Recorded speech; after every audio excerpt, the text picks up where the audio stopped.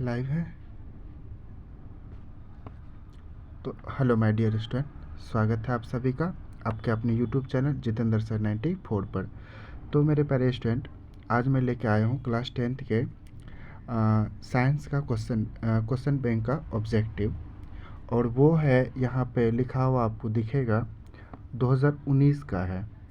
तो 2019 में जितने भी साइंस का ऑब्जेक्टिव क्वेश्चन पूछा गया था तो सारा मैं आज प्रैक्टिस करवाऊँगा। ठीक है, तो बने रहिएगा मेरे साथ इस पूरे वीडियो में। तो स्टार्ट करता हूँ सबसे पहला ऑब्जेक्टिव क्वेश्चन। तो सबसे पहला ऑब्जेक्टिव क्वेश्चन जो है वो ये है कि विद्युत धारा उत्पन्न करने वाली युक्ति को कहते हैं। विद्युत धारा उत्पन्न करने वाली युक्ति को कहते हैं। तो इनका आंसर हो जाएगा जनित्र। क्या हो जाएगा? जनित्र हो जाएगा। फर्स्ट क्वेश्चन का आंसर हो जाएगा जनित्र। विद्युत धारा उत्पन्न करने वाली युक्ति को क्या कहते हैं? तो जनित्र कहते हैं। ठीक है, अब नेक्स्ट क्वेश्चन देखते हैं हम लोग। नेक्स्ट क्वेश्चन क्या है? नेक्स्ट क्वेश्चन ये है कि अमीबा अपना भोजन किसके द्वारा पकड़ता है? अमीबा अपना भोजन किसके द्वारा पकड़ता है? तो इसका जो सही आंसर होगा वो होगा कुटपाद के द्वारा। किसके द्वारा पकड़ता है? तो कुटपाद के द्वारा पकड़ता है। तो मैं यही उम्मीद करूँगा कि आपको ये सारा ऑब्जेक्टिव क्लास में ही याद हो जाए, वीडियो को देखते देखते ही याद हो जाए। ठीक है, तो अब देखते हैं नेक्स्ट। पुष्प का नर प्रजनन अंग है। पुष्प का 3 नंबर क्वेश्चन है कि पुष्प का नर प्रजनन अंग है। इनका जो सही आंसर होगा वो होगा पुंकेसर। क्या होगा? तो पुंकेसर होगा। ठीक है, अब देखते हैं हम लोग चौथा नंबर क्वेश्चन क्या है। आधुनिक आवर्त सारणी में तत्वों की वर्गीकरण का आधार है। आधुनिक आवर्त सारणी में तत्वों का वर्गीकरण का आधार है क्या है?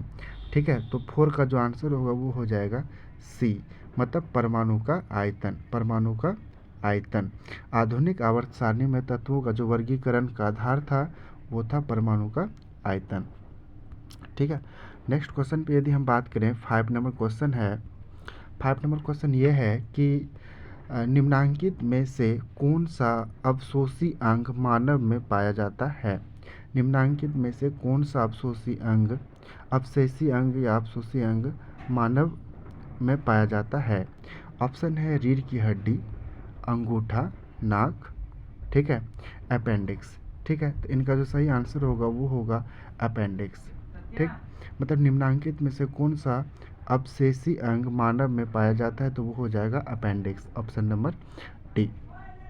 ठीक है, नेक्स्ट क्वेश्चन की यदि हम बात करें, 5 नंबर क्वेश्चन है कि खाद्य पदार्थ। 6 नंबर क्वेश्चन है कि खाद्य पदार्थ के डिब्बों पर जिंक की बजाय टिन का लेप होता है। खाद्य पदार्थ का मतलब होता है खाने वाला पदार्थ। खाद्य पदार्थ के डिब्बों पर जिंक की बजाय टिन का लेप होता है क्योंकि? ठीक है, क्योंकि आपको ये जान देना है, पढ़ लेना है पहले ऑप्शन कौन सा ऑप्शन होगा। टिन की अपेक्षा जिंक महंगा होता है, ये वाला नहीं होगा। और दूसरा है ऑप्शन नंबर बी, टिन की अपेक्षा जिंक का गलनांक अधिक होता है, ये भी नहीं होगा। टिन की अपेक्षा जिंक अधिक अभिक्रियाशील होता है, मतलब ऑप्शन नंबर सी क्या होगा? सही होगा। टिन की अपेक्षा जिंक का जो अभिक्रियाशील होता है वो क्या होता है? अधिक होता है। नेक्स्ट बात कर लेते हैं क्वेश्चन नंबर 7 का। ठीक है, क्वेश्चन नंबर 7 ये है कि इनमें से कौन सी अंतःस्रावी ग्रंथि नहीं है? इनमें से कौन सी अंतःस्रावी ग्रंथि नहीं है? ऑप्शन है पिट्यूटरी ग्रंथि, थायराइड ग्रंथि, वृषण, यकृत। तो इनका जो सही आंसर होगा वो होगा यकृत। क्या हो जाएगा? यकृत। मतलब इनमें से कौन अंतःस्रावी ग्रंथि नहीं है? तो वो क्या हो जाएगा? यकृत हो जाएगा। ठीक है, तो कलर सही है, शायद आप लोग को शायद मतलब दिख रहा होगा। ठीक, अब हम लोग देखते हैं 8 नंबर क्वेश्चन। 8 नंबर क्वेश्चन क्या कह रहा है? 8 नंबर क्वेश्चन है कि इनमें से किसकी उपस्थिति के कारण रक्त लाल दिखाई देता है? इनमें से किसकी उपस्थिति के कारण रक्त लाल दिखाई देता है? तो इसका जो सही आंसर हो जाएगा वो हो जाएगा हीमोग्लोबिन। मतलब खून का जो रंग होता है वो होता है लाल, वो किसके कारण होता है? तो हीमोग्लोबिन के कारण होता है। अब आते हैं हम लोग क्वेश्चन नंबर 9 पे। क्वेश्चन नंबर 9 ये कहता है कि कार्बन की संयोजकता होती है, कार्बन की संयोजकता होती है। तो कार्बन की जो संयोजकता होगी वो हो जाएगा 4। ऑप्शन नंबर ए क्या हो जाएगा मेरा सही आंसर हो जाएगा। ठीक है, अब हम लोग आते हैं क्वेश्चन नंबर आगे, मतलब अगला क्वेश्चन है वो है क्वेश्चन नंबर 10। क्वेश्चन नंबर 10 ये कह रहा है कि सभी हरे पौधे होते हैं, सभी हरे पौधे होते हैं। इनका ऑप्शन है स्वपोषी, मृतजीवी, परजीवी, इनमें से सभी। ठीक है, तो इनका जो सही आंसर हो जाएगा वो हो जाएगा स्वपोषी। सभी हरे पौधे क्या होते हैं स्वपोषी होते हैं। स्वपोषी का मतलब होता है जो अपना भोजन खुद से तैयार करता है, उसको हम लोग क्या बोलते हैं स्वपोषी बोलते हैं। ठीक है, 11 नंबर है क्वेश्चन कि मेंडल ने अपने प्रयोगों के लिए किस पौधे का ये चुनाव किया या फिर चयन किया। ये बहुत अच्छा क्वेश्चन है, बहुत बार रिपीट हुआ। मेंडल ने अपने प्रयोगों के लिए किस पौधे का चुनाव किया। ठीक है, तो इनका जो सही आंसर होगा वो हो जाएगा मटर का पौधा। कौन सा पौधा, तो मटर का पौधा। तो नेक्स्ट क्वेश्चन हम लोग देख लेते हैं, नेक्स्ट क्वेश्चन क्या है। ठीक, नेक्स्ट क्वेश्चन 12 नंबर क्वेश्चन होगा कि क्वेश्चन नंबर 12 है कि किसी लेंस की क्षमता -2D है, इसकी फोकस दूरी होगी। किसी लेंस की जो क्षमता है वो क्या है -2D है, तो इनका क्या होगा पूछ रहा है क्या इनका फोकस दूरी कितना होगा। तो इनका फोकस दूरी हो जाएगा ऑप्शन नंबर डी माइनस कितना हो जाएगा -0.5 मीटर। ये न्यूमेरिकल था, इनको सॉल्व करना पड़ेगा। ठीक, अब ये 13 नंबर क्वेश्चन देखते हैं। 13 नंबर क्वेश्चन क्या है। 13 नंबर क्वेश्चन है कि सौर सेल में उपयोग होता है, सौर सेल में उपयोग होता है। तो इनका जो सही आंसर होगा वो क्या होगा देखते हैं हम लोग। ऑप्शन है प्लास्टिक, सिलिकॉन, यूरेनियम और प्लूटोनियम। ठीक है, तो 13 नंबर का जो सही आंसर हो जाएगा इसका हो जाएगा सिलिकॉन। क्या हो जाएगा ऑप्शन नंबर बी। मतलब सौर सेल में जो उपयोग होता है वो होता है मेरे प्यारे मित्रों, वो होता है सिलिकॉन का यूज़ होता है। ठीक है, तो मैं उम्मीद करता हूँ कि आपको सही से दिख पा रहा होगा। ठीक, अब देख लेते हैं हम लोग अगला क्वेश्चन है 14 नंबर क्वेश्चन। 14 नंबर क्वेश्चन ये है कि पवन विद्युत जनित्र में पवन की चाल कम से कम कितनी होनी चाहिए। पवन विद्युत यंत्र में पवन की चाल कम से कम कितनी होनी चाहिए। ठीक है, तो इनका जो सही आंसर हो जाएगा वो हो जाएगा option number A 15 kilometre per hour. 15 kilometre per hour मतलब 1 घंटे में कितना उसका ये होना चाहिए चाल होना चाहिए 15 किलोमीटर। ठीक है, अब देख लेते हैं हम लोग अगला क्वेश्चन। अगला क्वेश्चन ये है, ये वाला 15 नंबर, आवर्धन का एसआई मात्रक होता है। आवर्धन का एसआई मात्रक है, आवर्धन का एसआई मात्रक क्या है। ठीक है, तो आवर्धन का जो एसआई मात्रक होगा देख लो यहाँ पे क्या लिखा हुआ है ऑप्शन नंबर ए में मीटर। ठीक है, और यहाँ पे है ऑप्शन नंबर बी 1/मीटर। ऑप्शन नंबर सी है 1/मीटर का स्क्वायर। ऑप्शन नंबर डी है ऑप्शन इनमें से कोई नहीं। तो मेरे प्यारे मित्रों इसका जो 15 नंबर का जो आंसर होगा वो क्या करना है ना आपको कमेंट करके बताना है। ठीक है, कमेंट करके बताना है कि 15 नंबर का आंसर क्या होगा। ठीक है, हम जानना चाहेंगे आप लोग की तैयारी किस लेवल की है। ठीक है, तो बढ़ते हम लोग 15 नंबर का ये जो है ना आंसर आप लोग कमेंट करके बताएंगे कि आवर्धन का एसआई मात्रक क्या होता है। बढ़ते हम लोग 16 नंबर क्वेश्चन देखते हैं। 16 नंबर क्वेश्चन है कि प्रतिरोध का सूत्र होता है, प्रतिरोध का सूत्र होता है। तो मेरे प्यारे स्टूडेंट प्रतिरोध का जो सूत्र होगा वो होगा R बराबर V/I। R बराबर V/I ये किसका सूत्र होगा तो प्रतिरोध का, याद रखिएगा। ठीक, नंबर 17 क्वेश्चन है ठीक कि अंडाणु निषेचित होता है, अंडाणु निषेचित होता है। तो इनका जो सही आंसर होगा वो कहाँ पे होगा तो फिलोपियन नालिका में। कहाँ पे होगा फिलोपियन नालिका में होगा। ठीक है, अब देखते हैं हम लोग अगला क्वेश्चन 18 नंबर। ठीक, आप लोग वीडियो देखते देखते ही याद कर लीजिएगा सारा क्वेश्चन और आंसर को। ठीक, और 18 नंबर क्वेश्चन है कि कौन सा दर्पण आमतौर पर वाहनों में पीछे देखने के दर्पण के रूप में उपयोग किया जाता है। मतलब सवाल ये है कि कौन सा दर्पण का यूज़ हम लोग वाहन में करते हैं और पीछे के व्यक्ति को देखने के लिए, पीछे में खड़े आदमी को देखने के लिए, या फिर पीछे जो भी चीज़ है, ठीक है, पीछे को देखने के लिए।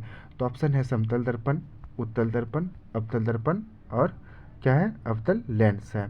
तो 18 का जो सही आंसर हो जाएगा वो हो जाएगा उत्तल दर्पण। क्या हो जाएगा, उत्तल दर्पण हो जाएगा। ठीक, अब देखते हैं हम लोग क्वेश्चन नंबर 19। विद्युत फ्यूज आधारित है, विद्युत फ्यूज आधारित है। तो इनका जो सही आंसर हो जाएगा वो हो जाएगा ऑप्शन नंबर ए, धारा के ऊष्मीय प्रभाव। विद्युत फ्यूज आधारित है, वो किस पर है आधारित, तो धारा के ऊष्मीय प्रभाव पर। नेक्स्ट क्वेश्चन हम लोग देखेंगे। नेक्स्ट क्वेश्चन नंबर है 20। ठीक है, क्वेश्चन नंबर 20 ये है कि विद्युत चुंबकीय प्रेरण की खोज किसने की थी। विद्युत चुंबकीय प्रेरण की खोज किसने की थी। तो इनका जो सही आंसर हो जाएगा वो हो जाएगा फैराडे ने। किसने किया था, तो फैराडे ने किया था। ऑप्शन नंबर सी हो जाएगा। ठीक है, देखिए क्वेश्चन बैंक जब आप पढ़ लेते हैं सही ढंग से, तो ये जो क्वेश्चन जो तैयार करता है ना बोर्ड का, तो वो क्या करता है ना, क्वेश्चन रिपीट करता है। ठीक है, मतलब आपको बहुत सारे 75 या फिर 80% क्वेश्चन ऐसे दिखेंगे जो रिपीट हो रहा है। ठीक, तो इसीलिए आपको क्या करना है ना, क्वेश्चन बैंक को सही तरीके से पढ़ना है। ठीक, तो अब देख लेते हैं 21 नंबर क्वेश्चन क्या है। 21 नंबर क्वेश्चन है कि थायराइड ग्रंथि में, थायराइड, सबसे पहले इनको मिटा लेते हैं, थायराइड आपको शायद नहीं दिख रहा होगा। 21 नंबर क्वेश्चन है थायराइड ग्रंथि में कौन सा हार्मोन निकलता है। थायराइड ग्रंथि में कौन सा हार्मोन निकलता है। तो इनका जो सही आंसर हो जाएगा वो हो जाएगा थायरॉक्सिन। कौन सा निकलता है, थायरॉक्सिन निकलता है। ठीक है, अब देखते हैं क्वेश्चन नंबर 22। क्वेश्चन नंबर 22 ये है कि जंग रोधी स्टील क्या है। जंग रोधी स्टील क्या है। तो इनका जो सही आंसर हो जाएगा वो हो जाएगा मिश्र धातु। क्या हो जाएगा, तो मिश्र धातु हो जाएगा। जंग रोधी स्टील क्या है मेरे प्यारे मित्रों, तो वो हो जाएगा मिश्र धातु हो जाएगा। अगला देखते हैं हम लोग, बहुत ही अच्छा क्वेश्चन है, आप लोग पढ़े होंगे शायद। ठीक, इसको नंबर 23 क्वेश्चन ये है, ठीक, कि अपवर्तनांक, ठीक है, ये अपवर्तनांक का साइन है।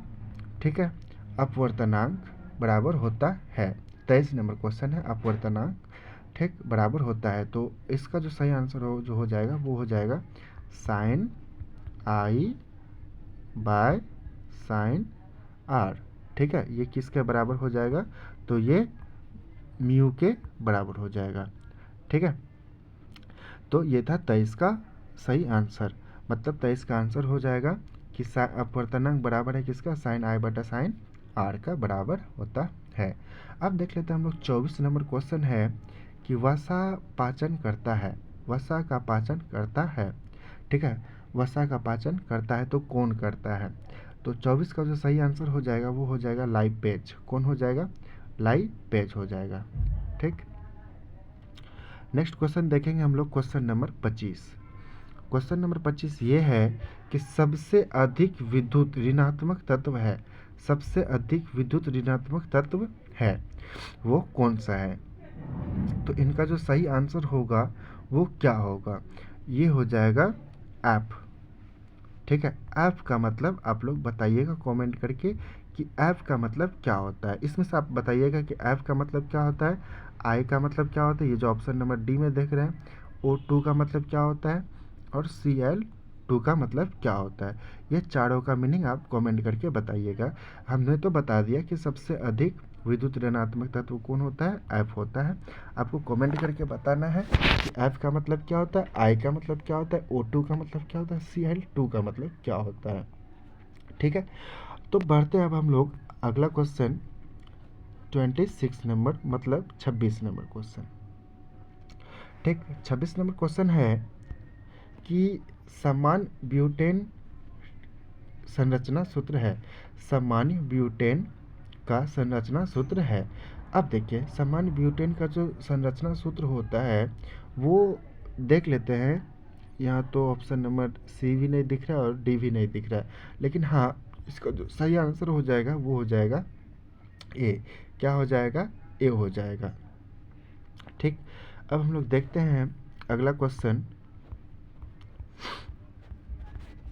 अगला क्वेश्चन है 27 नंबर क्वेश्चन। बहुत ही अच्छा क्वेश्चन है ये वाला। ठीक है, शायद मेरे ख्याल से बहुत बार रिपीट भी हुआ है। संगमरमर का रासायनिक सूत्र है। संगमरमर का रासायनिक सूत्र है। ठीक है, तो ये है 27 नंबर क्वेश्चन और 27 नंबर क्वेश्चन का जो सही आंसर होगा वो होगा CaCO3। CaCO3। ठीक है, संगमरमर का जो रासायनिक सूत्र होगा वो क्या होगा? CaCO3 हो जाएगा। ठीक है, आपको याद रखना है। अब देखेंगे अगला क्वेश्चन। ठीक है, मैंने जो 27 नंबर करा दिया, 28 नंबर देखते हैं। क्रायोलाइट। क्रायोलाइट किस धातु का अयस्क है? क्रायोलाइट किस धातु का अयस्क है? तो इसका जो सही आंसर हो जाएगा वो हो जाएगा एल्युमिनियम। एल्युमिनियम का जो अयस्क होता है वो कौन हो जाएगा? क्रायोलाइट हो जाएगा। ठीक, अब देखते हैं हम लोग अगला क्वेश्चन। क्वेश्चन नंबर है 29। ठीक है, यदि मैं स्पीड में करा रहा हूँ क्वेश्चन को तो आप लोग कमेंट करके बताइएगा कि सर या फिर भैया जी आप बहुत स्पीड में करा रहे हो, धीरे धीरे करवाइए क्वेश्चन को। ठीक है, तो मैं धीरे धीरे करवाऊँगा। ठीक, अब देखते हैं हम लोग 29 नंबर क्वेश्चन क्या है। 29 नंबर क्वेश्चन है कि आधुनिक आवर्त सारणी में कौन सा आवर्त अभी तक अधूरा है? मतलब हम लोग जो पीरियोडिक टेबल देखते हैं ना उसी की बात कर रहे हैं कि आधुनिक आवर्त सारणी में कौन सा आवर्त जो होता है ना वो जो है वो कौन सा अधूरा है, अभी तक अधूरा है। ठीक है, तो वो हो जाएगा 7वां। कौन सा हो जाएगा? तो 7वां हो जाएगा। ठीक है, याद रखना है कि कौन सा अभी तक आवर्त सारणी में अधूरा आवर्त है, तो वो हो जाएगा 7वां। अब देखते हैं हम लोग 30 नंबर क्वेश्चन। 30 नंबर क्वेश्चन ये है कि कमरे के ताप पर द्रव अवस्था में रहने वाली एकमात्र अधातु है। कमरे के ताप पर द्रव अवस्था में कौन सी अवस्था? द्रव अर्थात लिक्विड अवस्था में रहने वाली एकमात्र अधातु है। तो 30 का जो सही आंसर होगा वो होगा ब्रोमीन। कौन सा हो जाएगा? तो ब्रोमीन हो जाएगा, याद रखिएगा। अगला हम लोग देखेंगे 31 नंबर क्वेश्चन। 31 नंबर क्वेश्चन ये है कि FeCuSO4 और CuFeSO4। ठीक है, आपको बताना है कि ये किस प्रकार की अभिक्रिया, ये जो रासायनिक अभिक्रिया आपने यहाँ पे देख रहा है ये किस प्रकार की अभिक्रिया यहाँ पे हुआ है। ठीक है, तो इनका जो सही आंसर हो जाएगा वो हो जाएगा विस्थापन। क्या हो जाएगा? विस्थापन हो जाएगा, क्योंकि यहाँ पे विस्थापित हुआ है। कैसे विस्थापित हुआ है तो मैं आपको बता दे रहा हूँ। देखिए CuSO4 और यहाँ पे था Fe। Fe को क्या क्या उठा करके किन के जगह पे विस्थापित किया है? तो Cu की जगह पे, और Cu को क्या क्या यहाँ से अलग कर दिया गया। यहाँ पे देख सकते हैं Cu प्लस FeSO4, इसीलिए विस्थापित क्या है? हटाया है एक दूसरे को, तो ये हो जाएगा विस्थापन अभिक्रिया। आप लोग पढ़े होंगे द्विविस्थापन, ये संयोजन। ठीक है, ये सब आप पढ़े होंगे। 32 नंबर क्वेश्चन देखते हैं क्या है। किसी जीव की जीनी संरचना क्या कहलाती है? किसी जीव की जीनी संरचना क्या कहलाती है? तो 32 का जो सही आंसर हो जाएगा वो हो जाएगा जीनोटाइप। जीनोटाइप हो जाएगा। किसी जीव की जो जीनी संरचना होती है वो क्या होती है? जीनोटाइप होती है। अगला हम लोग देखेंगे 33 नंबर। ये भी बहुत अच्छा सा क्वेश्चन है। क्वेश्चन है 33 नंबर कि आयोडीन की कमी से कौन सा रोग होता है? आयोडीन की कमी से कौन सा रोग होता है? ऑप्शन है घेंगा, मधुमेह, स्कर्वी और एड्स। तो आयोडीन की कमी से कौन सा रोग होगा? तो घेंगा रोग होता है। कौन सा रोग होता है? तो घेंगा रोग होता है option number A. 34 number question है कि अल्कोहल का क्रियात्मक समूह है, अल्कोहल का क्रियात्मक समूह है तो वो हो जाएगा OH हो जाएगा। क्या हो जाएगा? OH। देखते हैं 35 नंबर क्वेश्चन। 35 नंबर क्वेश्चन है, दो न्यूरॉनों के संपर्क बिंदु को क्या कहते हैं? दो न्यूरॉनों के संपर्क बिंदु को क्या कहते हैं? इनको हम लोग कहते हैं सिनिप्स। सिनेप्स क्या कहते हैं इसको? सिनेप्स कहते हैं। दो न्यूरॉनों के संपर्क बिंदु क्या कहते हैं? सिनेप्स बोलते हैं।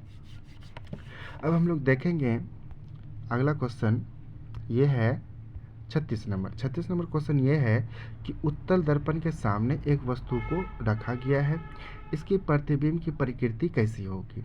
उत्तल क्या किया गया है? उत्तल दर्पण के सामने एक वस्तु को रखा गया है, कोई वस्तु होगा, और इसकी जो प्रतिबिंब है, ठीक, इसकी प्रकृति क्या होगी, इसकी नेचर क्या होगा? ठीक है, तो इनका आंसर होगा काल्पनिक। क्या होगा? काल्पनिक होगा। याद रखिएगा कि उत्तल दर्पण के सामने हम लोग जब भी किसी वस्तु को रखेंगे उसका जो प्रतिबिंब बनेगा वो कैसा बनेगा? काल्पनिक बनेगा। अगला क्वेश्चन देखते हैं हम लोग, ये 37 नंबर क्वेश्चन। आज जो टोटल क्वेश्चन करवाऊंगा मैं वो 40 क्वेश्चन रहेगा। ठीक है, आप लोग कमेंट करके बताइएगा, आपको जो भी चीज़ हमसे पारना है आप लोग ज़रा कमेंट करके बताइएगा। ठीक है, और बहुत बेनिफिट होने वाला है ये आपका वीडियो। 37 नंबर क्वेश्चन है स्टोमेटा। ठीक है, स्टोमेटा के खुलने और बंद होने की क्रिया नियंत्रित करता है। स्टोमेटा के खुलने और बंद होने की क्रिया, ठीक है, को नियंत्रित करता है। कौन नियंत्रित करता है? ठीक है, तो 37 का जो सही आंसर हो जाएगा वो हो जाएगा द्वार कोशिकाएं। कौन हो जाएगा? द्वार कोशिकाएं। स्टोमेटा के खुलने और बंद होने की जो क्रिया को नियंत्रित करता है, कौन करता है? द्वार कोशिकाएं। 38 नंबर क्वेश्चन है, फॉर्मिक अम्ल का IUPAC नाम। ठीक है, शायद आपने सारे चीज़ का IUPAC नाम पढ़ लिया होगा। ठीक है, और आपको क्या करना है? याद भी कर लेना है। ठीक, तो फॉर्मिक अम्ल का जो IUPAC नेम होगा वो क्या होगा? ठीक, 38 का क्या हो जाएगा? मैथोनोइक अम्ल। क्या हो जाएगा? मैथोनोइक अम्ल हो जाएगा इनका सही आंसर। अब हम लोग देखते हैं अगला क्वेश्चन है, ठीक, 39 और 40 नंबर। उनके बाद सब्जेक्टिव है जो कि मैं नहीं करवाऊँगा, पॉसिबल ही नहीं है ये स्क्रीन रिकॉर्ड करके मैं पढ़ा पाऊँ। ठीक है, तो अब देखें यहाँ पे 39 नंबर क्वेश्चन ये है कि किलोवाट घंटा मात्रक है। किलोवाट घंटा मात्रक है, किसका मात्रक है? तो किलोवाट घंटा मात्रक है ये किसका है ये आपको बताना है। तो मैं आपको बता दूं, विद्युत ऊर्जा का। किसका है? तो विद्युत ऊर्जा का मात्रक है। ठीक है, और सबसे लास्ट क्वेश्चन है मेरे प्यारे स्टूडेंट, मेरे प्यारे मित्र, मेरे प्यारे भाई, सबसे लास्ट क्वेश्चन है 40 नंबर क्वेश्चन। कौन सी गैस ओजोन परत में छेद के लिए उत्तरदायी होता है? उत्तरदायी होता है या फिर उत्तरदायी है? कौन सी गैस ओजोन परत में छेद के लिए उत्तरदायी है?